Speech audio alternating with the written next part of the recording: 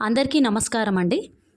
మన ఇంటికి బంధువులు గానీ, మన ఫ్రెండ్స్ ఎవరైనా వచ్చినప్పుడు పిల్లలకి 50 రూపీస్, 100 ఇలా ఇస్తుంటారు గదా! ఆ డబ్బుని బిస్కెట్లు, చాక్లెట్లు కొనుక్కోమని అలా ఇవ్వకుండా మనము పేరెంట్స్‌గా వాళ్ళకి ఆ మనీ వాల్యూ తెలియజేయాలండి. అంటే వాళ్ళకి ఉపయోగకరంగా ఉండేవి కొనాలి. అంటే ఆన్‌లైన్‌లో పిల్లలకు అవసరమైన బొమ్మలు గానీ, అంటే హ్యాండ్ మూవ్‌మెంట్ పెరగడానికి కావాల్సిన బొమ్మలు గానీ, వాళ్ళేమన్నా లెర్న్ చేసుకోవడానికి ఎడ్యుకేషన్‌కి సంబంధించిన కార్డ్స్ గానీ, ఇలాంటివి కొంటూ ఉంటే ఆ మనీ వాల్యూ అనేది పిల్లలకు తెలుస్తుందండి.